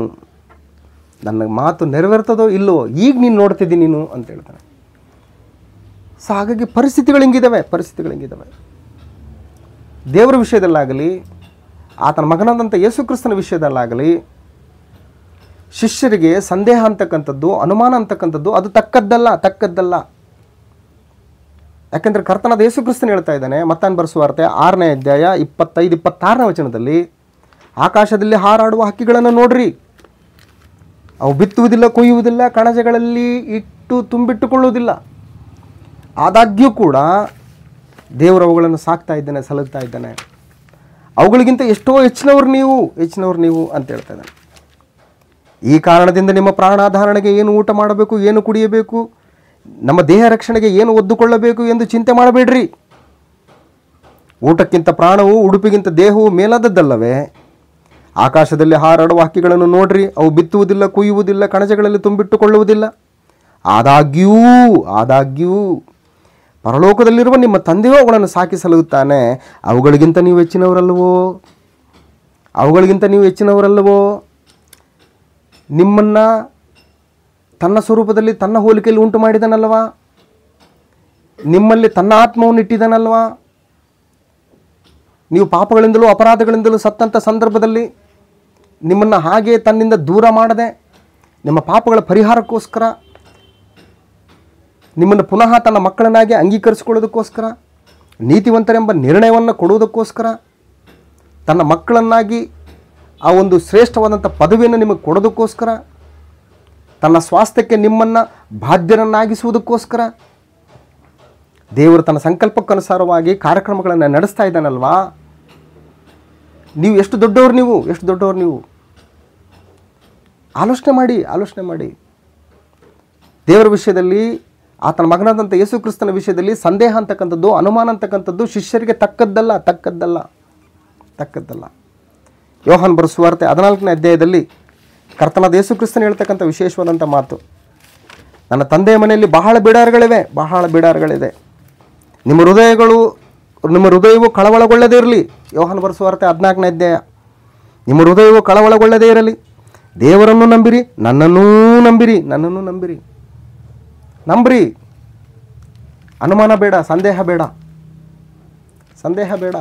ಶಿಷ್ಯರಿಗೆ ಸಂದೇಹ ಅಂತಕ್ಕಂಥದ್ದು, ಅನುಮಾನ ಅಂತಕ್ಕಂಥದ್ದು ತಕ್ಕದ್ದಲ್ಲ. 24 ಗಂಟೆ ಕರ್ತನಾದ ಯೇಸು ಕ್ರಿಸ್ತನ ಜೊತೆಯಲ್ಲಿದ್ದಂಥ ಒಬ್ಬ ಶಿಷ್ಯ, ಆತನ ಹೆಸರು ಪೇತ್ರ. ಮತ್ತಾಯನ ಬರೆದ ಸುವಾರ್ತೆ 14ನೇ ಅಧ್ಯಾಯದಲ್ಲಿ ಆತನ ವಿಷಯದಲ್ಲಿ ಒಂದು ವಿಶೇಷವಾದಂಥ ಒಂದು ಸಂದರ್ಭವನ್ನು ನಾವು ಗಮನಿಸೋಣ. ಮತ್ತಾಯನ ಬರೆದ ಸುವಾರ್ತೆ 14ನೇ ಅಧ್ಯಾಯದಲ್ಲಿ ಇಲ್ಲಿ 2 ಸಂದರ್ಭಗಳು ಬರ್ತವೆ. ಒಂದು ಸಂದರ್ಭ, ಅನೇಕ ಜನರು ಗುಂಪಾಗಿ ಆತನ ಉಪದೇಶವನ್ನು ಕೇಳಬೇಕು, ಆತನ ಸಂದೇಶವನ್ನು ಕೇಳಬೇಕೆಂಬುದಾಗಿ ಆಸಕ್ತಿಯಿಂದ ಬಂದಂತಹ ಜನಗಳ ಗುಂಪಿಗಳಿಗೆ ಕರ್ತನಾದ ಯೇಸು ಕ್ರಿಸ್ತನು ಅವರಿಗೆ ಊಟಕ್ಕೆ ನೀವು ಕೊಡ್ರಿ ಎಂಬುದಾಗಿ ತನ್ನ ಶಿಷ್ಯರಿಗೆ ಹೇಳ್ತಾನೆ. ಆ ಸಂದರ್ಭದಲ್ಲಿ ಅಲ್ಲಿರ್ತಕ್ಕಂಥ ಶಿಷ್ಯರು ಹೇಳ್ತಕ್ಕಂಥ ಮಾತೇನಂತಂದರೆ, ಅವರು ಹೋಗಲಿ, ಇವಾಗ ಟೈಮ್ ಆಗಿದೆ, ಪಕ್ಕದಲ್ಲಿರ್ತಕ್ಕಂಥ ಹಳ್ಳಿಗಳಿಗೆ ಹೋಗಿ ಆಹಾರ ಪದಾರ್ಥಗಳನ್ನು ಕೊಂಡುಕೊಳ್ಳಲಿ ಅಂತೇಳಿ ಶಿಷ್ಯರಲ್ಲಿ ಹೇಳ್ತಾರೆ. ಆಗ ಕರ್ತನಾದ ಯೇಸು ಕ್ರಿಸ್ತನು 16ನೇ ವಚನದಲ್ಲಿ, ಮತ್ತಾಯನ ಬರೆದ ಸುವಾರ್ತೆ 14ನೇ ಅಧ್ಯಾಯ 16ನೇ ವಚನದಲ್ಲಿ, ಅವರು ಹೋಗುವುದು ಅಗತ್ಯವಿಲ್ಲ, ನೀವೇ ಅವರಿಗೆ ಊಟಕ್ಕೆ ಕೊಡ್ರಿ ಅಂದನು. ಅದಕ್ಕವರು, ನಮಗೆ ಇಲ್ಲಿ 5 ರೊಟ್ಟಿ 2 ಮೀನು ಹೊರತು ಮತ್ತೇನೂ ಇಲ್ಲ ಅನ್ನಲಾಗಿ, ಆತನು ಅವುಗಳನ್ನು ಇಲ್ಲಿ ನನಗೆ ತಂದು ಕೊಡ್ರಿ ಅಂತ ಹೇಳ್ತಾನೆ. ಅಂದರೆ ಶಿಷ್ಯರು ಹೇಳ್ತಾ ಇದ್ದಾರೆ, 5 ರೊಟ್ಟಿ 2 ಮೀನುಗಳನ್ನು ಹೊರತುಪಡಿಸಿ ನಮ್ಮಲ್ಲಿ ಏನೂ ಇಲ್ಲ. ಇಷ್ಟು ಜನರಿಗೆ ನಾವು ಹೇಗೆ ಕೊಡ್ಲಿಕ್ಕೆ ಸಾಧ್ಯ? ಅನುಮಾನ ಬೇಡ, ಸಂದೇಹ ಬೇಡ. ನೀವು ಆತನ ಜೊತೆಲಿ 24 ಗಂಟೆ ಇದ್ದೀರಿ. ಆತನು ಮಾಡಿದಂಥ ಅದ್ಭುತ ಕಾರ್ಯಗಳು, ಸೂಚಕ ಕಾರ್ಯಗಳು ಅವು ಮನುಷ್ಯರಿಗೆ ಸಾಧ್ಯವಾದಂಥವುಗಳಲ್ಲ. ಅದು ದೇವರಿಂದಲೇ ಸಾಧ್ಯ. ದೇವರು ಕರ್ತನಾದ ಯೇಸು ಕ್ರಿಸ್ತನಿಗೆ ಕೊಡಲ್ಪಟ್ಟಂತಹ ಅಳತೆ ಇಲ್ಲದ ಆತ್ಮನಿಂದ ಆತನು ಈ ಕಾರ್ಯಗಳನ್ನು ಮಾಡಲಿಕ್ಕೆ ಸಾಧ್ಯ ಆಯಿತು. ದೇವರು ಆತನೊಟ್ಟಿಗೆ ಇದ್ದುಕೊಂಡು ಈ ಕಾರ್ಯಕ್ರಮಗಳನ್ನು ಮಾಡಿ ಕರ್ತನಾದ ಯೇಸು ಕ್ರಿಸ್ತನನ್ನು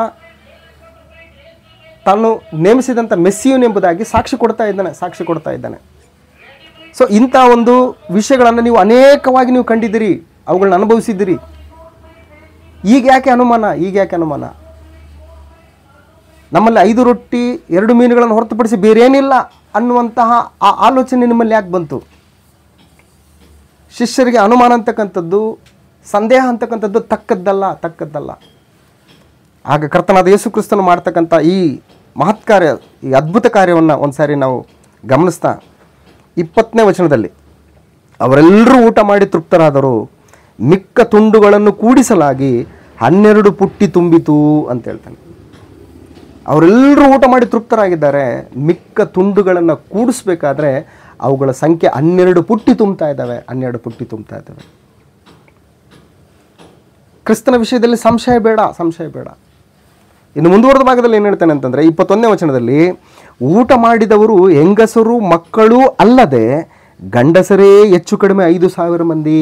ಕೌಂಟಿಂಗ್ ನೋಡ್ರಿ, ಗಂಡಸರ ಸಂಖ್ಯೆ ಹೆಚ್ಚು ಕಡಿಮೆ 5,000 ಜನ ಅಂತೆ. ಇನ್ನು ಹೆಣ್ಮಕ್ಳದ್ದು ಲೆಕ್ಕಕ್ಕಿಲ್ಲ, ಚಿಕ್ಕ ಮಕ್ಕಳದ್ದು ಲೆಕ್ಕಕ್ಕಿಲ್ಲ. ಸೊ ಹಾಗಾಗಿ ದೇವರ ಶಕ್ತಿ ಸಾಮರ್ಥ್ಯಗಳ ಮೇಲೆ ನಿನಗೆ ಸಂದೇಹ ಬೇಡ.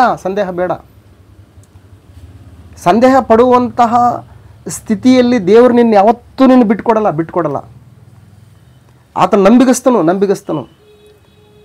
ಹೆತ್ತ ತಾಯಿ ತಾನು ಹೆತ್ತ ಮಗುವನ್ನು ಮರೆತಾಳೋ ನಾನು ನಿನ್ನನ್ನು ಮರೆಯೇ ಅಂತ ಹೇಳ್ತಾನೆ. ನಾನು ನಿನ್ನನ್ನು ಅಂಗೈಗಳಲ್ಲಿ ಚಿತ್ರಿಸಿಕೊಂಡಿದ್ದೀನಿ ಅಂತೇಳಿ ಪರಮತಂದೆ ಹೇಳ್ತಾನೆ. ಅದೇ ತಂದೆಯ ಮನಸ್ಸನ್ನು ಆಲೋಚನೆಯನ್ನು ಹೊಂದಿಕೊಂಡಿರ್ತಕ್ಕಂಥ ಕರ್ತನಾದ ಯೇಸು ಕ್ರಿಸ್ತನು ಕೂಡ ನಾನು ಕುರಿಗಳಿಗೋಸ್ಕರ ಪ್ರಾಣ ಕೊಡೋದಕ್ಕೆ ಬಂದಿದ್ದೀನಿ ಅಂತ ಹೇಳ್ತಾನೆ. ಕಳ್ಳನ್ನು ಕದ್ದುಕೊಳ್ಳುವುದಕ್ಕೂ ಕನ್ನ ಕುರಿಯೋದಕ್ಕೂ ಬರ್ತಾನೆ, ಆದರೆ ನಾನು ಕದ್ದುಕೊಳ್ಳೋದಿಲ್ಲ, ನನ್ನ ಕುರಿಗಳಿಗೋಸ್ಕರ ನಾನು ಪ್ರಾಣನ ಕೊಡ್ತೀನಿ ಅಂತ ಹೇಳ್ತಾನೆ. ಎಂಥ ಗ್ರೇಟ್ ಆಲೋಚನೆ, ಎಂಥ ಅತ್ಯುತ್ತಮವಾದಂಥ ಒಂದು ಕಳಕಳಿ ಕರಕರೆ ನಮ್ಮ ಕರ್ತನಾದ ಯೇಸು ಕ್ರಿಸ್ತನು ನಮ್ಮೆಡೆಗೆ ತೋರಿಸ್ತಾ ಇದ್ದಾನೆ. ಇಂಥ ವಿಷಯದಲ್ಲಿ ಕ್ರಿಸ್ತನ ಬಗ್ಗೆ ಸಂಶಯ ಬೇಡ. ಗೆತ್ಸೆಮನೆ ತೋಟದಲ್ಲಿ ಆತನು ಇನ್ನೇನು ಶಿಲುಬೆಗೆ ಹಾಕಲ್ಪಡಲಿಕ್ಕಿದ್ದಾನೆ. ಅಲ್ಲಿ ಒಂದು ಸಂದರ್ಭ ಬರ್ತದೆ, ಅದನ್ನೊಂದು ಸರಿ ನೋಡೋಣ. ಆತನ ಒಂದು ಕಾಳಜಿ, ಒಂದು ಕಳಕಳಿ ನಮ್ಮೆಡೆಗೆ ಎಷ್ಟಿದೆ ಅಂತಕ್ಕಂಥದ್ದನ್ನು ಒಂದು ಸಾರಿ ನಾವು ಗಮನಿಸಿದರೆ 18ನೇ ಅಧ್ಯಾಯ, ಯೋಹಾನ ಬರೆಸುವ ವಾರ್ತೆ 18ನೇ ಅಧ್ಯಾಯದಲ್ಲಿ ಇಲ್ಲಿ ಗೆತ್ಸೆಮನೆ ಕೆದ್ರೋನ್ ಹಳ್ಳದ ಆಚೆಗೆ 18ನೇ ಅಧ್ಯಾಯ, ಯೇಸು ಇದನ್ನು ಹೇಳಿದ ಮೇಲೆ ತನ್ನ ಶಿಷ್ಯರ ಸಂಗಡ ಕೆದ್ರೋನ್ ಹಳ್ಳದ ಆಚೆಗೆ ಹೊರಟು ಹೋದನು. ಅಲ್ಲಿ ಒಂದು ತೋಟವಿತ್ತು, ಅದರೊಳಗೆ ಆತನು ಆತನ ಶಿಷ್ಯರು ಹೋದರು. ಸೊ ಯೇಸುವು ಆತನ ಶಿಷ್ಯರು ಆಗಾಗ್ಗೆ ಅಲ್ಲಿ ಕೂಡುತ್ತಾ ಇದ್ದರಿಂದ ಆತನನ್ನು ಹಿಡುಕೊಟ್ಟ ಯೂದನಿಗೂ ಆ ಸ್ಥಳವು ಗೊತ್ತಾಗಿತ್ತು. ಓಕೆ, ಸಂಗತಿಗಳನ್ನು ನಾವು ಮುಂದೆ ಆಲೋಚನೆ ಮಾಡ್ತಾ ಹೋದಾಗ ಈ ಯೂದ ಮಹಾಯಾಜಕರು ಮತ್ತು ಪರಿಸಾಯರು ಕೊಟ್ಟ ಓಲೆಕಾರರನ್ನು ಕರ್ಕೊಂಡು ದೀವಿಟಿಗಳನ್ನು, ಪಂಜುಗಳನ್ನು, ಆಯುಧಗಳನ್ನು ಇಡಿಸಿಕೊಂಡು ಅಲ್ಲಿಗೆ ಬಂದು, ಆಗ ಯೇಸು ತನ್ನ ಮೇಲೆ ಬರುವುದನ್ನೆಲ್ಲ ತಿಳಿದು ಹೊರಗೆ ಹೋಗಿ, ನೀವು ಯಾರನ್ನು ಹುಡುಕ್ತೀರಿ ಎಂದು ಅವರನ್ನು ಕೇಳಿದನು. ಅದಕ್ಕೆ ಅವರು ನಜರೇತಿನ ಯೇಸುವನ್ನು ಹುಡುಕ್ತೇವೆ ಅನ್ನಲು ಯೇಸು ಅವರಿಗೆ ನಾನೇ ಅವನು ಎಂದು ಹೇಳಿದನು. ಆತನನ್ನು ಹಿಡುಕೊಡುವ ಯೂದನು ಸಹ ಅವರ ಸಂಗಡ ನಿಂತಿದ್ದನು. ಆತನು ಅವರಿಗೆ ನಾನೇ ಅವನು ಎಂದು ಹೇಳಿದಾಗ ಅವರು ಹಿಂದಕ್ಕೆ ಸರಿದು ನೆಲದ ಮೇಲೆ ಬಿದ್ದರು. ಸೊ ಇನ್ನೂ ನೆಕ್ಸ್ಟ್ ಹೇಳ್ತಾನೆ, ನಾನೇ ಅವನು ಅಂತ ಹೇಳ್ತಾನೆ. ನಾನೇ ಅವನು ಅಂತ ಹೇಳಿದಾಗ ಇಲ್ಲಿ ಮುಂದುವರೆದ ಭಾಗದಲ್ಲಿ ಏನು ಹೇಳ್ತಾನೆ ಅಂತಂದರೆ, ಕರ್ತನಾದ ಯೇಸು ಕ್ರಿಸ್ತನು ನಾನೇ ಅವನು, ನನ್ನನ್ನು ಹಿಡ್ಕೊಂಡು ಹೋಗಿ ನೀವು, ಆದರೆ ನನ್ನ ಶಿಷ್ಯರನ್ನು ಬಿಟ್ಕೊಡಿ, ಅವ್ರನ್ನ ಬಿಟ್ಬಿಡಿ ಅಂತ ಹೇಳ್ತಾನೆ. ಅಂದರೆ ಕುರಿಗಳಿಗೋಸ್ಕರ, ತನ್ನ ಶಿಷ್ಯರಿಗೋಸ್ಕರ ತನ್ನ ಪ್ರಾಣವನ್ನೇ ಕೊಡ್ತಕ್ಕಂಥ ಗುರು, ಶ್ರೇಷ್ಠ ಕುರುಬನು ನಮ್ಮ ಕರ್ತನಾದ ಯೇಸು ಕ್ರಿಸ್ತನು. ಆತನ ವಿಷಯದಲ್ಲಿ ಸಂದೇಹ ಬೇಡ. ಸೊ ಇಬ್ರಿಯರು ಬರೆದ ಪತ್ರಿಕೆ 12ನೇ ಅಧ್ಯಾಯ 1ನೇ ವಚನ ನಮಗೆಲ್ಲ ಗೊತ್ತಿದೆ. ನಂಬಿಕೆಯನ್ನು ಹುಟ್ಟಿಸುವವನು ಪೂರೈಸುವವನು ಆಗಿರುವ ಯೇಸುವಿನ ಮೇಲೆ ದೃಷ್ಟಿ ಇಟ್ಟು ನಮಗೆ ನೇಮಕವಾದ ಓಟವನ್ನು ಸ್ಥಿರಚಿತ್ತದಿಂದ ಓಡೋಣ ಅಂತ ಹೇಳ್ತಾನೆ. ನಂಬಿಕೆಯನ್ನು ಹುಟ್ಟಿಸುವವನು ಪೂರೈಸುವವನು ಆಗಿರ್ತಕ್ಕಂಥ ಯೇಸುವಿನ ಮೇಲೆ ದೃಷ್ಟಿ ಇಡೋಣ. ಆತ ನಂಬಿಗಸ್ತನು. ಯಾವುದೇ ಸ್ಥಿತಿಯಲ್ಲಿ ಕೂಡ ಆತನ ಮೇಲೆ ಸಂದೇಹ ಬೇಡ. ಇನ್ನು ಪೇತ್ರನ ವಿಷಯಕ್ಕೆ ಒಂದು ಸಾರಿ ಗಮನಿಸಿದರೆ ಮತ್ತಾಯನ ಬರೆಸುವ ವಾರ್ತೆ 14ನೇ ಅಧ್ಯಾಯದಲ್ಲಿ ಈ 5 ರೊಟ್ಟಿ 2 ಮೀನನ್ನು ಹಂಚಿಕೊಟ್ಟ ಮೇಲೆ 22ನೇ ವಚನ, ಮತ್ತಾಯನ ಬರೆಸುವ ವಾರ್ತೆ 14ನೇ ಅಧ್ಯಾಯ 22ನೇ ವಚನದಲ್ಲಿ ಇದು ಆದ ಕೂಡಲೇ ಆತನ ತನ್ನ ಶಿಷ್ಯರಿಗೆ, ನಾನು ಈ ಜನರ ಗುಂಪುಗಳನ್ನು ಕಳಿಸಿ ಬಿಡುವಷ್ಟರೊಳಗೆ ನೀವು ದೋಣಿಯನ್ನತ್ತಿ ಮುಂದಾಗಿ ಆಚೆ ದಡಕ್ಕೆ ಹೋಗ್ರಿ ಅಂತ ಹೇಳ್ಬಿಟ್ಟು ಅವರು ಯಥಾ ಪ್ರಕಾರ ಆ ಸಮುದ್ರದ ಮೇಲೆ ಸಮುದ್ರದಲ್ಲಿ ದೋಣಿಯಲ್ಲಿ ಹೋಗ್ತಾ ಇರ್ತಾರೆ. ಕರ್ತನಾದ ಯೇಸು ಕ್ರಿಸ್ತನು ಸಮುದ್ರದ ಮೇಲೆ ನಡೀತಾ ಶಿಷ್ಯರ ಬಳಿಗೆ ಬರ್ತಾ ಇದ್ದಾನೆ. 26ನೇ ವಚನ, ಸಮುದ್ರದ ಮೇಲೆ ನಡೆಯುವ ಆತನನ್ನು ಶಿಷ್ಯರು ನೋಡಿ ಭೂತವೆಂದು ತತ್ತರಿಸಿ ಭಯದಿಂದ ಕೂಗಿದರು. ಕೂಡಲೇ ಯೇಸು ಮಾತಾಡಿ ಅವರಿಗೆ ಧೈರ್ಯವಾಗಿರ್ರಿ, ನಾನು ಅಂಜಬೇಡ್ರಿ ಎಂದು ಹೇಳಿದನು. 28ನೇ ವಚನ, ಅದಕ್ಕೆ ಪೇತ್ರನು, ಸ್ವಾಮಿ ನೀನೇ ಆದರೆ ನನಗೆ ನೀರಿನ ಮೇಲೆ ನಡೆದು ನಿನ್ನ ಬಳಿಗೆ ಬರುವುದಕ್ಕೆ ಅಪ್ಪಣೆ ಕೊಡು ಅನ್ನಲು ಅಂತ ಹೇಳ್ತಾನೆ. ನೀನೇ ಆದರೆ ನಾನು ನೀರಿನ ಮೇಲೆ ನಡೆದಕ್ಕೆ ನನಗೆ ಅಪ್ಪಣೆ ಕೊಡು ಅಂತ ಹೇಳ್ತಾನೆ. ಓಕೆ, ನಿನ್ನ ನಂಬಿಕೆ ನಾನು ಬಲಪಡಿಸ್ಬೇಕಾಗಿದೆ. ನಿನ್ನ ಮೇಲೆ ದೊಡ್ಡ ಜವಾಬ್ದಾರಿನ ನಾನು ಕೊಡಲಿಕ್ಕಿದ್ದೀನಿ ಮುಂದೆ.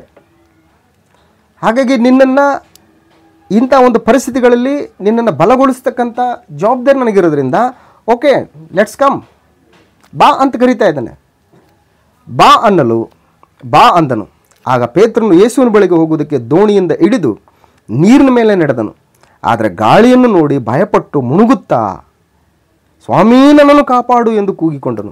ಆ ಕ್ಷಣವೇ ಯೇಸು ಕೈ ಚಾಚಿ ಅವನನ್ನು ಹಿಡಿದು, ಅಲ್ಪವಿಶ್ವಾಸಿಯೇ ಯಾಕೆ ಸಂದೇಹಪಟ್ಟೆ? ಅಲ್ಪವಿಶ್ವಾಸಿ, ತೆರೆಗಳೆಷ್ಟೇ ಇರ್ಬೋದು, ಬಿರುಗಾಳಿ ಎಷ್ಟೇ ಬೀಸ್ತಾ ಇರ್ಬೋದು, ನೀವು ಕೂತ್ಕೊಂಡಿರ್ತಕ್ಕಂಥ ನಾವೇ ಎಷ್ಟೇ ಹಲ್ಗಾಡ್ತಾ ಇರ್ಬೋದು, ನಿಮ್ಮ ಜೊತೆಲಿ ನಾನು ಯಾರಿದ್ದೀನಿ ಗೊತ್ತಾ? ನಿಮ್ಮ ಜೊತೆಲಿರ್ತಕ್ಕಂಥ ನಾನು ಯಾರು ಗೊತ್ತಾ? ಯಾಕೆ ನೀವು ಸಂದೇಹ ಪಟ್ರಿ? ಯಾಕೆ ನೀವು ಅಲ್ಪ ವಿಶ್ವಾಸಿಗಳಾದ್ರಿ? ಹಾಗಾಗಿ ಶಿಷ್ಯರಿಗೆ ಅವಿಶ್ವಾಸ ಅಂತಕ್ಕಂಥದ್ದು, ಸಂದೇಹ ಅಂತಕ್ಕಂಥದ್ದು, ಅನುಮಾನ ಅಂತಕ್ಕಂಥದ್ದು ತಕ್ಕದ್ದಲ್ಲ.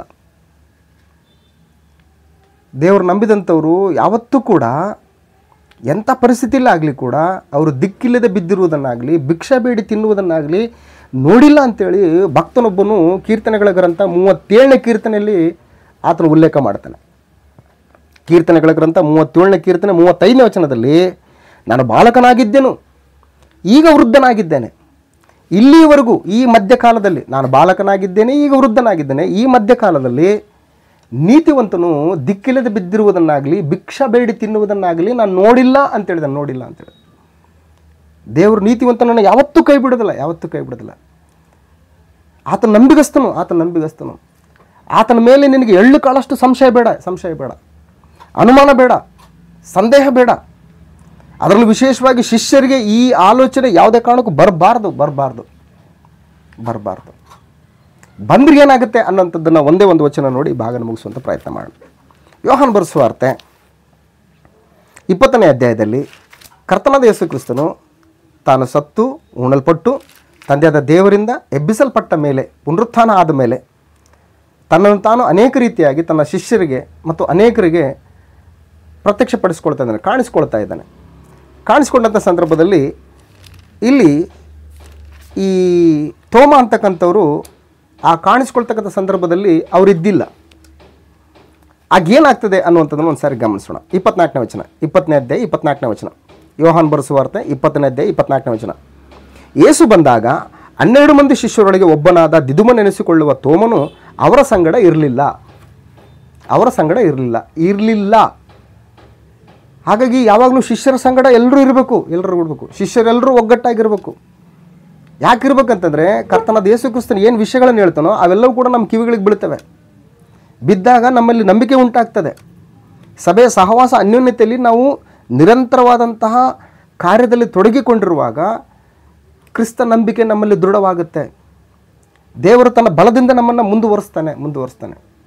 ಆ ರೀತಿ ಇಲ್ಲದೇ ಇದ್ದಂಥ ಸಂದರ್ಭದಲ್ಲಿ ಸಮಸ್ಯೆಗಳೇನು ಬರ್ತವೆ ಅನ್ನೋದನ್ನು ಈ ತೋಮನ ವಿಷಯದಲ್ಲಿ ನಾವು ಗಮನಿಸೋಣ. ಯೇಸು ಬಂದಾಗ 12 ಮಂದಿ ಶಿಷ್ಯರೊಳಗೆ ಒಬ್ಬನಾದ ದಿದುಮನೆನಿಸಿಕೊಳ್ಳುವ ತೋಮನು ಅವರ ಸಂಗಡ ಇರಲಿಲ್ಲ. ಆದ್ದರಿಂದ ಉಳಿದ ಶಿಷ್ಯರು ನಾವು ಸ್ವಾಮಿಯನ್ನು ನೋಡಿದ್ದೇವೆ ಎಂದು ಅವನಿಗೆ ಹೇಳಿದರು. ಅದಕ್ಕೆ ಅವನು, ನಾನು ಆತನ ಕೈಗಳಲ್ಲಿ ಮೊಳೆಗಳಿಂದಾದ ಗಾಯವನ್ನು ನೋಡಿ ಆ ಮೊಳೆಯ ಗಾಯದಲ್ಲಿ ನನ್ನ ಬೆರಳನ್ನು ಇಟ್ಟು ಆತನ ಪಕ್ಕೆಯಲ್ಲಿ ನನ್ನ ಕೈಯನ್ನು ಹಾಕಿದ ಹೊರತು ನಿಮ್ಮ ಮಾತನ್ನು ನಂಬುವುದೇ ಇಲ್ಲ ಅಂತ ಹೇಳ್ತಾನೆ.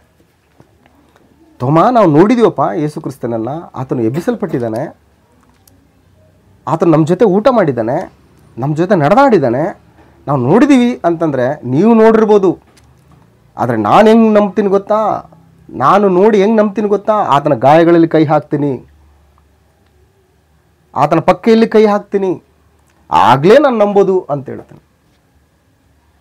ಮುಂದುವರೆದ ಭಾಗದಲ್ಲಿ 8 ದಿವಸಗಳಾದ ಮೇಲೆ ಆತನ ಶಿಷ್ಯರು ತಿರುಗಿ ಒಳಗಿದ್ದಾಗ ತೋಮನು ಅವರ ಸಂಗಡ ಇದ್ದನು. ಬಾಗಿಲುಗಳು ಮುಚ್ಚಿದ್ದವು. ಆಗ ಯೇಸು ಬಂದು ನಡುವೆ ನಿಂತು ನಿಮಗೆ ಸಮಾಧಾನವಾಗಲಿ ಎಂದನು.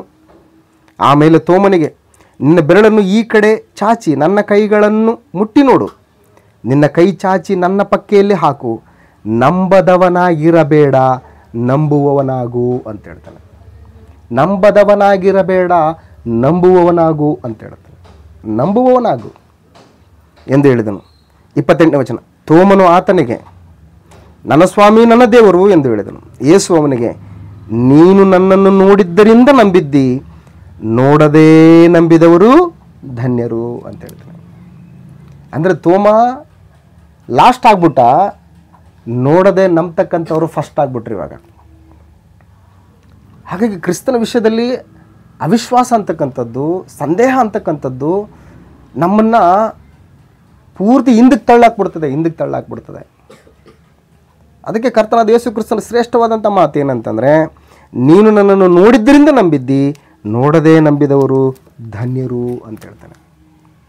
ಹಾಗಾಗಿ ಇವತ್ತು ನಾವುಗಳು ಕರ್ತನಾದ ಯೇಸು ಕ್ರಿಸ್ತನನ್ನಾಗಲಿ, ತಂದೆಯಾದ ದೇವರನ್ನಾಗಲಿ, 1ನೇ ಶತಮಾನದ ಕ್ರೈಸ್ತರನ್ನಾಗಲಿ, ಅಪೋಸ್ತಲರನ್ನಾಗಲಿ ನಾವು ಕಣ್ಣಾರೆ ಕಂಡಿಲ್ಲ, ಅವ್ರನ್ನ ಮುಟ್ಟಿ ನೋಡಿಲ್ಲ, ಅವರ ಕಾರ್ಯಗಳನ್ನು ನಾವು ಅನುಭವಿಸಿಲ್ಲ. ಆದರೂ ನಾವು ನಂಬ್ತಾ ಇದ್ದೀವಿ. ನಾವು ತೋಮನಿಗಿಂತಲೂ ಎಷ್ಟೋ ಧನ್ಯರು. ನಾವು ಫಸ್ಟ್ ಲೈನಲ್ಲಿ ಇದ್ದೀವಿ, ತೋಮ ಲಾಸ್ಟ್ ಲೈನಲ್ಲಿದ್ದಾನೆ. ಹಾಗಾಗಿ ನಂಬದವನಾಗಿರಬೇಡ, ನಂಬು. ನಿನ್ನನ್ನು ಕರೆದಾತನು ನಂಬಿಗಸ್ತನು. ನಿನ್ನನ್ನು ಕರೆದಾತನ ಶಕ್ತಿ ಸಾಮರ್ಥ್ಯಗಳ ಮೇಲೆ ನಿನಗೆ ಶಂಕೆ ಬೇಡ. ಆತನು ಸತ್ತವರನ್ನು ಬದುಕಿಸುವುದಕ್ಕೆ ಸಮರ್ಥನಾಗಿದ್ದಾನೆ. ಇಲ್ಲದ್ದನ್ನು ಇರುವುದನ್ನಾಗಿ ಕರೆಯುವುದಕ್ಕೆ ಆತನು ಸಮರ್ಥನಾಗಿದ್ದಾನೆ. ನಂಬು. ಅನುಮಾನ ಬೇಡ, ಸಂದೇಹ ಬೇಡ. ಅದರಲ್ಲೂ ವಿಶೇಷವಾಗಿ ಶಿಷ್ಯರಿಗೆ ಸಂದೇಹ ಅಂತಕ್ಕಂಥದ್ದು, ಅನುಮಾನ ಅಂತಕ್ಕಂಥದ್ದು ಅದು ತಕ್ಕದ್ದಲ್ಲ. ಯಾಕೋಬನು ಬರೆದ ಪತ್ರಿಕೆ 1ನೇ ಅಧ್ಯಾಯ. ಯಾಕೋಬನು ಬರೆದ ಪತ್ರಿಕೆ, ಯಾಕೋಬ 1ನೇ ಅಧ್ಯಾಯ 4ನೇ ವಚನದಲ್ಲಿ, ನಿಮ್ಮ ತಾಳ್ಮೆಯು ಸಿದ್ಧಿಗೆ ಬರಲಿ, ಆಗ ನೀವು ಶಿಕ್ಷಿತರು, ಸರ್ವಸುಗುಣವುಳ್ಳವರು, ಏನೂ ಕಡಿಮೆ ಇಲ್ಲದವರು ಆಗಿರುವಿರಿ. 5ನೇ ವಚನ ವೆರಿ ಇಂಪಾರ್ಟೆಂಟ್. ನಿಮ್ಮಲ್ಲಿ ಯಾವನಿಗಾದರೂ ಜ್ಞಾನ ಕಡಿಮೆಯಾಗಿದ್ದರೆ ಅವನು ದೇವರನ್ನು ಕೇಳಿಕೊಳ್ಳಲಿ, ಅದು ಅವನಿಗೆ ದೊರಕುವುದು. ದೇವರು ಹಂಗಿಸದೆ ಎಲ್ಲರಿಗೂ ಉದಾರ ಮನಸ್ಸಿನಿಂದ ಕೊಡುವವನಾಗಿದ್ದಾನೆ. ಇಲ್ಲಿ ಕೇವಲ ಜ್ಞಾನ ಮಾತ್ರ ಅಂತೇಳಿ ಸೀಮಿತ ಆಗಬೇಡಿ. ನಿನ್ನ ವಿಶ್ವಾಸ ಜೀವಿತಕ್ಕೆ ಏನು ಕಡಿಮೆ ಆಗಿದೆ? ನಂಬಿಕೆ ಕಡಿಮೆ ಆಗಿದೆಯಾ? ದೇವರೇ ನನ್ನಲ್ಲಿ ನಂಬಿಕೆಯನ್ನು ಹುಟ್ಟಿಸು. ಆರ್ಥಿಕವಾದಂತಹ ಪರಿಸ್ಥಿತಿಗಳು ನಿನ್ನನ್ನು ಕ್ರಿಸ್ತ ನಂಬಿಕೆಯಿಂದ ದೂರ ಸರಿಸ್ತಾ ಇದ್ದವಾ? ದೇವರೇ ಈ ಪರಿಸ್ಥಿತಿಗಳಿಂದ ನನ್ನನ್ನು ಪಾರು ಮಾಡು. ಶಾರೀರಿಕವಾದಂತಹ ರೋಗ ರುಜಿನಗಳಿಂದ ಕ್ರಿಸ್ತ ನಂಬಿಕೆಗೆ ನೀನು ದೂರವಾಗ್ತಕ್ಕಂಥ ಪರಿಸ್ಥಿತಿಗಳಿದ್ದಾವ? ದೇವರ ಹತ್ರ ನಂಬಿಕೆ ಇಟ್ಟು ಕೇಳ್ಕೊ, ದೇವರ ಒಳ್ಳೆಯ ಆರೋಗ್ಯ ಕೊಡು ನಮಗೆ ಅಂತೇಳಿ. ಯಾವುದೇ ವಿಷಯಗಳಾಗಲಿ ಅದು ದೇವರ ಚಿತ್ತಾನುಸಾರವಾದಂತಹ ರೀತಿಯಲ್ಲಿ ನೀನು ಬೇಡ್ಕೋ, ಸಂದೇಹ ಪಡದೆ. ಉದಾರ ಮನಸ್ಸಿನಿಂದ ದೇವರು ಕೊಡ್ತಾನೆ. 6ನೇ ವಚನ, ಸ್ವಲ್ಪವೂ ಸಂದೇಹ ಪಡದೆ ನಂಬಿಕೆ ಇಟ್ಟು ಕೇಳಿಕೊಳ್ಳಬೇಕು. ಸಂದೇಹ ಪಡಬೇಡಿ.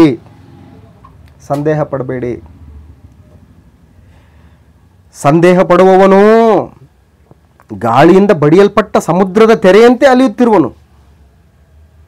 ಸಂದೇಹ ಪಡುವವನು ಗಾಳಿಯಿಂದ ಬಡಿಯಲ್ಪಟ್ಟ ಸಮುದ್ರದ ತೆರೆಯಂತೆ ಮುಂದಕ್ಕೆ ಹೋಗ್ತದೆ, ಹಿಂದಕ್ಕೆ ಬರ್ತದೆ, ಅಷ್ಟೇ. ಹಂಗಿರ್ಬೇಡಿ. ಸ್ಥಿರವಾಗಿರ್ರಿ, ನಿಶ್ಚಂಚಲರಾಗಿರ್ರಿ. ನಿಮ್ಮನ್ನು ಕರೆದಾತನು ನಂಬಿಗಸ್ತನು. ಆಲೋಚನೆ ಮಾಡೋಣ ಪ್ರಿಯರೇ. ಪರಿಸ್ಥಿತಿಗಳು ಇವತ್ತು ನಮ್ಮನ್ನು ಕೂಡ ಬಿಡಲ್ಲ. ಕ್ರಿಸ್ತ ನಂಬಿಕೆಯಿಂದ ನಮ್ಮನ್ನು ತೊಲಗಿಸ್ಬೇಕು, ನಮ್ಮನ್ನು ಭ್ರಷ್ಟರನ್ನಾಗಿ ಮಾಡಬೇಕು, ನಿತ್ಯ ಜೀವನ ಇವರು ಹೊಂದಬಾರದು ಎಂಬುದಾಗಿ ಸೈತಾನನು ಗರ್ಜಿಸುವ ಸಿಂಹದೋಪಾದಿಯಲ್ಲಿ ಯಾರನ್ನು ನುಂಗ್ಲಿ ಎಂಬುದಾಗಿ ಕ್ರಿಸ್ತನ ಶಿಷ್ಯರೆಡೆಗೆ ಧಾವಿಸ್ತಾ ಇದ್ದಾನೆ. ಧೃತಿಗೆಡಬೇಡ, ಸಂಶಯ ಪಡಬೇಡ, ಸಂದೇಹ ಪಡಬೇಡ, ಅನುಮಾನ ಬೇಡ. ಯಾಕೆಂದರೆ ನಿನ್ನ ಶಿಷ್ಯನು ಕ್ರಿಸ್ತನನ್ನು ಅನುಸರಿಸ್ತಕ್ಕಂತಹ ಅನುಯಾಯಿ ನೀನು. ಕ್ರಿಸ್ತನು ತನ್ನ ಶಿಷ್ಯರಿಗೆ ಯಾವ ಕೇಡನ್ನು ಕೂಡ ಬರಮಾಡೋದಿಲ್ಲ. ಅಂತಹ ಶ್ರೇಷ್ಠ ಕರ್ತನಾದಂಥ ಯೇಸು ಕ್ರಿಸ್ತನನ್ನು ಹೊಂದಿರೋದ್ರಿಂದ ಪರಿಸ್ಥಿತಿಗಳು ಎಷ್ಟೇ ಪ್ರತಿಕೂಲವಾಗಿದ್ದರೂ ಕೂಡ, ಪರಿಸ್ಥಿತಿಗಳು ಎಷ್ಟೇ ನಮಗೆ ಅಗೇನೆಸ್ಟ್ ಆದರೂ ಕೂಡ, ಲೋಕದಲ್ಲಿರ್ತಕ್ಕಂಥ ಜನರಾಗಲಿ, ಕುಟುಂಬದಲ್ಲಿರ್ತಕ್ಕಂಥ ಕುಟುಂಬ ಸದಸ್ಯರುಗಳಾಗಲಿ, ನೆರೆಹೊರೆಯವರಾಗಲಿ, ರಕ್ತ ಸಂಬಂಧಿಗಳಾಗಲಿ, ಯಾರೇ ಆಗಲಿ, ಅಯ್ಯೋ ನಿನ್ನನ್ನು ಇಂಥ ಪರಿಸ್ಥಿತಿಯಿಂದ ಬಿಡಿಸೋದಕ್ಕೆ ಆ ದೇವರು ಬಂದರೂ ಕೂಡ ಸಾಧ್ಯ ಇಲ್ಲ ಅನ್ನುವಂಥ ಮಾತುಗಳನ್ನು ಕಿವಿಗೆ ಮುಟ್ಟಿದ್ರೂ ಕೂಡ ಅವಿಶ್ವಾಸಿ ಆಗಬೇಡ, ಚಂಚಲನಾಗಬೇಡ, ಗಾಳಿಯಿಂದ ಬಡಿಯಲ್ಪಟ್ಟಂತಹ ಸಮುದ್ರದ ತೆರೆಗಳಾಗಬೇಡ. ಸ್ಥಿರವಾಗಿ ನಿಂತ್ಕೋ, ಬಲವಾಗಿ ನಿಂತ್ಕೋ, ಕ್ರಿಸ್ತ ನಂಬಿಕೆಯಲ್ಲಿ ದೃಢವಾಗಿ ನಿಂತ್ಕೋ. ಕರ್ತನಾದ ಯೇಸು ಕ್ರಿಸ್ತನನ್ನು ಯಾವತ್ತೂ ಕೈ ಬಿಡಲ್ಲ. ಯಾಕೆಂದರೆ ಯೇಸು ಕ್ರಿಸ್ತನಂತಾನೆ, ನಾನಿರುವ ಜಾಗದಲ್ಲಿ ನೀವು ಕೂಡ ಇರಬೇಕು ಅಂತ ಹೇಳ್ತಾನೆ. ಆ ಜಾಗಕ್ಕೆ ಕರ್ಕೊಂಡು ಹೋಗ್ಬೇಕಂತೇಳಿ ಇಲ್ಲಿವರೆಗೂ ಕೂಡ ಕೆಲಸ ಮಾಡ್ತಾ ಇದ್ದಾನೆ, ಈಗಲೂ ಕೂಡ ಕೆಲಸ ಮಾಡ್ತಾ ಇದ್ದಾನೆ ಯೇಸು ಕ್ರಿಸ್ತನು. ತನ್ನ ಮೇಲೆ ಇಟ್ಟಂಥ ವಿಶ್ವಾಸಿಗಳಿಗೋಸ್ಕರ, ತನ್ನ ಶಿಷ್ಯರಿಗೋಸ್ಕರ ಈಗಲೂ ಕೂಡ ಕರ್ತನಾದ ಯೇಸು ಕ್ರಿಸ್ತನ ಕೆಲಸ ಮಾಡ್ತಾ ಇದ್ದಾನೆ. ಹಾಗಾಗಿ ಯೇಸು ಕ್ರಿಸ್ತನನ್ನು ನಂಬೋಣ, ಆತನನ್ನು ಕಳಿಸಿಕೊಟ್ಟಂಥ ತಂದೆಯಾದ ದೇವರನ್ನು ನಂಬೋಣ. ಅವರ ವಿಷಯದಲ್ಲಿ ಸಂಶಯ ಬೇಡ, ಅನುಮಾನ ಬೇಡ, ಸಂದೇಹಗಳು ಬೇಡ. ದೃಢವಾದ ವಿಶ್ವಾಸದೊಂದಿಗೆ ನಮಗೆ ನೇಮಕವಾದಂಥ ಓಟವನ್ನು ಸ್ಥಿರಚಿತ್ತದಿಂದ ಓಡೋಣ ಎಂಬುದಾಗಿ ನನ್ನನ್ನು ನಾನು ಎಚ್ಚರಿಸಿಕೊಂಡು ನಿಮ್ಮನ್ನು ಎಚ್ಚರಿಸಿ ಈ ವಾಕ್ಯ ಭಾಗನ ಮುಕ್ತಾಯ ಮಾಡೋಣ. ಎಲ್ರಿಗೂ ನಮಸ್ಕಾರ, ವಂದನೆಗಳು.